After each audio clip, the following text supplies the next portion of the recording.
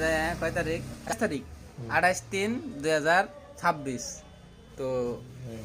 কও ভাই আগামী 1 বছর পরে